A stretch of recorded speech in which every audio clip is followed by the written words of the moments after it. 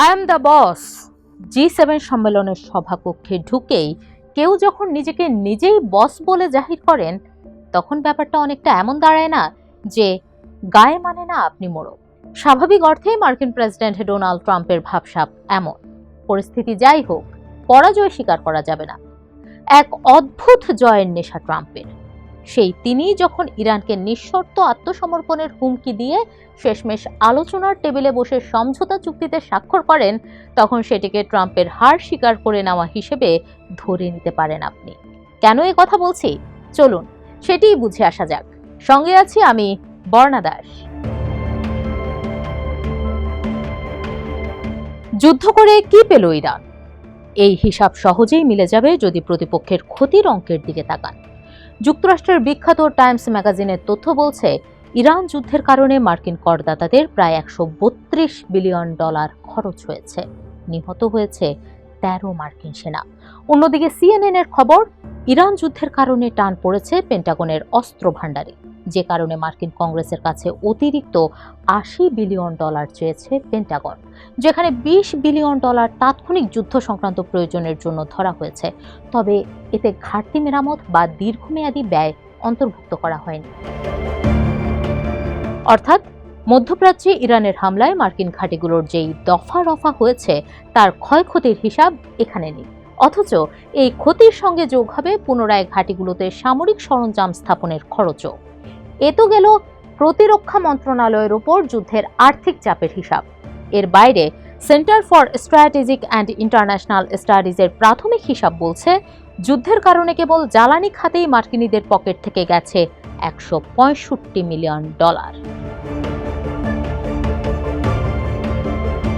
আর্থিক ক্ষতির হিসাব শেষে চলুন এবার ভূরাজনৈতিক ক্ষতির হিসাবটা করা যাক। যুদ্ধবন্ধে ইরানের সঙ্গে 14 দফা সমঝোতা চুক্তি করেছেন ট্রাম্প, যেখানেও প্রাধান্য পেয়েছে ইরানের স্বার্থ। চুক্তির প্রথম শর্তেই লেবাননে যুদ্ধ থামাতে বলেছে ইরান।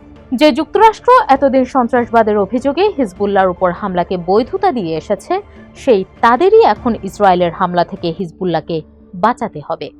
এছাড়াও চুক্তি অনুযায়ী ইরানের ওপর থেকে নিষেধাজ্ঞা প্রত্যাহার ও অর্থ ছাড় দিতে রাজি হয়েছে ওয়াশিংটন। শুধু তাই নয়, ইরানকে পুনর্গঠনে সহায়তা করতে $300 বিলিয়ন বিনিয়োগ তহবিলের প্রতিশ্রুতি দিয়েছে ট্রাম্প প্রশাসন। যে ইরানকে কদিন আগেও মাটিতে ধসিয়ে দেওয়ার হুঙ্কার দিয়েছেন ট্রাম্প, সেই তিনিই কিনা এখন ইরানকে পুনর্গঠনে বিনিয়োগ ম্যানেজ করে দেবেন। যুদ্ধ যে কখনো কখনো আশীর্বাদ হতে পারে, তা ইরান যুদ্ধের পর তেহরানের লাভের পাল্লার দিকে তাকালে যে কারো চোখে পড়তে বাধ্য। নিষেধাজ্ঞা প্রত্যাহার ছাড়াও প্রাথমিকভাবে ইরানের জব্দকৃত $12 বিলিয়ন ছাড় দিতে রাজি হয়েছে যুক্তরাষ্ট্র। হরমুজ প্রণালী দিয়ে যাতায়াতকারী জাহাজে ফি আদায়ের সুযোগও পাচ্ছে দেশটি, যেটি কিনা যুদ্ধের আগেও উন্মুক্ত ছিল। এসবের বিনিময়ে ক্ষেপণাস্ত্র কর্মসূচিও বন্ধ করতে হয়নি ইরানকে। উল্টো ট্রাম্প এখন বলছেন, অন্যদের কাছে ক্ষেপণাস্ত্র থাকলে ইরানেরও কিছু থাকতে হবে।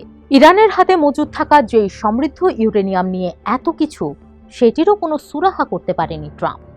এখনো তা ইরানের হাতেই আছে, যা নিয়ে অনায়াসেই 1 ডজন পারমাণবিক বোমা বানিয়ে ফেলতে পারে ইরান। সেটি থামাতেই এখন যত প্রচেষ্টা ট্রাম্পের। বিপরীতে ইউরেনিয়ামকেই এখন আলোচনার টেবিলে দর কষাকষির হাতিয়ার হিসেবে ব্যবহার করছে ইরান। এর সঙ্গে যুক্ত হয়েছে ইরানের নতুন অস্ত্র হরমুজ প্রণালী, যা বন্ধের হুমকি দেওয়া মাত্রই নড়ে চড়ে বসেছে গোটা বিশ্ব। ইরানের বিরুদ্ধে যুক্তরাষ্ট্রকে মদদ দেওয়া উপসাগরীয় দেশগুলো পর্যন্ত হরমুজ খুলে দিতে ট্রাম্পের কাছে মাথা ঠুকেছে, যে কারণে বেকায়দায় পড়েছেন ট্রাম্পও। চাইলেও তাই ইরানকে দেওয়া হুমকি বাস্তবায়ন করতে পারছেন না তিনি। যুদ্ধের আগে ইরানের জনগণের মধ্যে যে বিভাজন ছিল, এই যুদ্ধ সেই বিভাজনকেও জাতীয় ঐক্যে পরিণত করেছে। বিশেষ করে 3000-এর বেশি ইরানিকে হত্যা করাকে কোনোভাবেই মানতে পারছেন না ইরানিরা, যে কারণে মার্কিন আগ্রাসনের বিরুদ্ধে পুরো জাতি এখন এক হয়ে লড়ছে। এতদিন ইরানের প্রতিরোধ অক্ষ হিসেবে মধ্যপ্রাচ্য জুড়ে ছড়িয়ে ছিটিয়ে থাকা প্রক্সি গোষ্ঠীকে দেখা হলেও এখন দেশের ভেতরেই তা অর্জন করছে ইরান। এছাড়াও এই যুদ্ধের আগে ইরানের সামর্থ্য গোষ্ঠী নিয়ে প্রক্সি গোষ্ঠীগুলোর মধ্যে মতভেদ থাকলেও সেটি এখন নেই বললেই চলে, কারণ চুক্তির প্রথম শর্ত হিসেবেই হিজবুল্লাহকে বাঁচাতে লেবাননে হামলা বন্ধ করার মাধ্যমে ইরান দেখিয়ে দিয়েছে কঠিন সময়েও মিত্রদের ছেড়ে যায় না তেহরান। এছাড়া উপসাগরীয় দেশগুলোও এখন ইরানের শক্তি অনুধাবন করতে পারছে। মধ্যপ্রাচ্যে এতদিন ইসরায়েল একচ্ছত্র দাপট দেখালেও ইরান প্রমাণ করেছে সে চাইলেই মধ্যপ্রাচ্যের যে কোনো স্থানে হামলা চালাতে পারে। এক্ষেত্রে মধ্যপ্রাচ্যে থাকা মার্কিন প্রতিরক্ষা ব্যবস্থা কিংবা ইসরায়েলের আয়রন ডোম কোনো কিছুই বাধা হয়ে দাঁড়াতে পারে না। আর এসবই প্রমাণ করে মধ্যপ্রাচ্যে ক্ষমতার নতুন শক্তি ইরান। আর এই বাস্তবতা বুঝতে পেরেই এখন যুদ্ধের বদলে আলোচনার টেবিলে ওয়াশিংটন। আর তেহরানের সঙ্গে সমঝোতা চাইছে উপসাগরীয় দেশগুলোর নেতারা। বজায় রাখতে চাইছে যুক্তরাষ্ট্র ও ইরানের মধ্যে সম্পর্কের ভারসাম্য।